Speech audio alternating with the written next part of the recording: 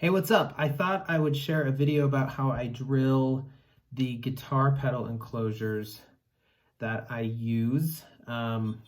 This is for a 2-knob boost pedal that I finally got to work. And so, yeah, I kind of have a process, and it starts with this blue tape. What I do is I like these pre-painted enclosures you can get. I got this from Love My Switches. That's not a sponsor by any means, but they've always been great and ship fast. So I typically put this blue tape on the enclosure so when I am drilling, none of the paint gets chipped, and it's also a nice way to draw the lines that I want. So what I'm going to be doing is I kind of picture it, I'm going to be doing kind of 2 holes over here. So the pedal's going to be long way this one. I'm going to put a button down here, probably the LED up here, and then I'm going to paint on here. Probably some mountains is what I was thinking. And then I'm going to do the jacks on the sides with the power on top. So I'll show you more about that. So this carpenter square is super useful. This was my grandpa's, but you can pick these up at Harbor Freight for like $5-6. They're nice because you can set them at certain distances, and it's really handy when you're drawing these because then you can keep things even. So what I did was I kind of started to gauge where I want them. I don't know if you can see it. And then I just take the carpenter square and hold it. For example, this one I thought it looked good, about 1.25 inches. So I set this to 1.25 inches, took a pencil, drew it on there. Doesn't hurt anything because of the tape. And then I did it from the other side too. So these are both 3/4 inch in to that one and then to that one. And then I just kind of messed around with where I thought looked best on that. So for the switch, I went ahead and again, I did 3/4 inch. That seems to be what's looking best to me. I don't have any science behind this, but again, I just took the carpenter square, went 3/4 inch in this way, made a mark. So for the top power jack, what I did was I just laid this flat and then I took the carpenter square, measured it. It came out to 4 3/4 inch. And so I want that dead smack in the middle. So 4 3/4, just divide 4 in half, so 2. And then with the 3/4, if you just take the bottom number on the fraction and double it, so it'd be 3/8. So 2 3/8 is going to be the midpoint on that. So one thing that's important when you're measuring from the top, like how far down you want it, remember that there's a bottom enclosure that goes on. Probably adds about 1/4 inch. I don't know how big of a difference it makes, but it could. You can't really redo one of these. I've got some bad ones over there I've done. So that's just kind of a lesson, is just remember that that's there and that you need to compensate for it when you're measuring how far down you want these side holes to be. When it comes to marking where you want the side jacks to be, my only advice is once you figure out where you want them to be, just make sure you're measuring from the same side with both of them. So on this one, I'm measuring from the bottom. That way, even if my mark's a little off, it's not going to be lopsided, which is probably the most important thing.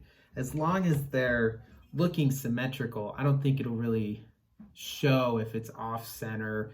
And if it is, you can say that's your artistic license. All right, so last thing I do before I start the drill prep is I just kind of give it the eyeball test, make sure, yeah, things are looking good. And then I go ahead and for some reason, I don't know why, but I go through and circle them just to make sure I'm drilling in the right places. And then I'm gonna go through and I'm gonna make some guide punches. So I just take nail, hammer, and just give it a few taps. to make sure that there's a small hole where my bit can kind of center itself when it drills through. It just makes for cleaner drilling. And then next we'll kind of talk about the hole sizes, and I'll show you what I do for that. All right, so this is just something I have stuck to the wall in my shop. I printed this off a forum, I don't even know where, and this is what I use. And I use this stepper bit. I think I just got it at Harbor Freight again, and it is nice in drilling through metal, because once you get through that first one, then it's easy to drill down to the hole that you want it to be.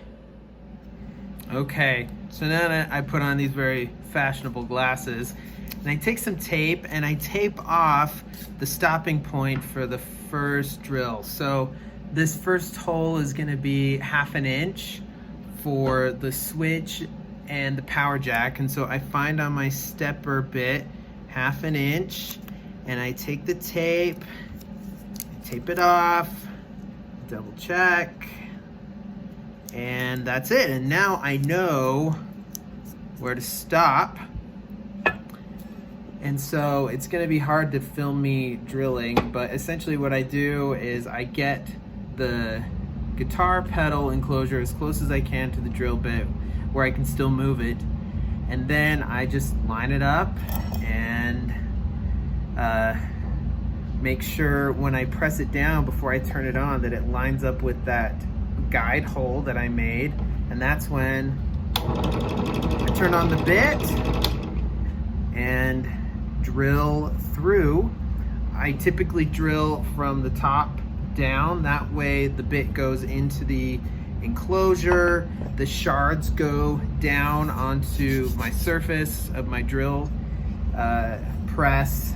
You could totally do this with a hand drill. This drill press though, if you're going to be doing this, it was pretty inexpensive and it's useful. And then one thing I also do, because I'm paranoid about scratching the enclosure, I have my shop vac and I just vacuum up the shards in between. It's really pretty easy, and it ensures that if I put it down to drill the top, for example, that this flat area on the bottom isn't going to get scratched by all those metal bits. And see, here's what I'm talking about, all these little metal bits.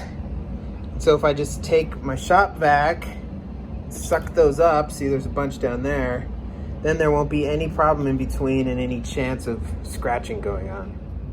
All right, so I got that drilled, and then we just peel off the tape and it reveals nice crisp holes that did not affect the paint at all.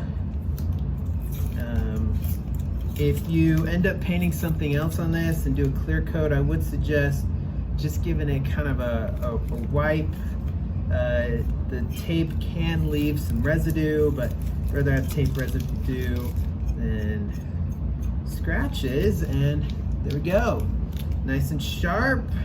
Make your pedals look more like yours if you're the one that's kind of designing the enclosure. And yeah, I hope that helps. As we said, there are sandwiches and sandwiches. A wise young homemaker using good techniques and equipment and a little imagination can turn a sandwich into festive fare.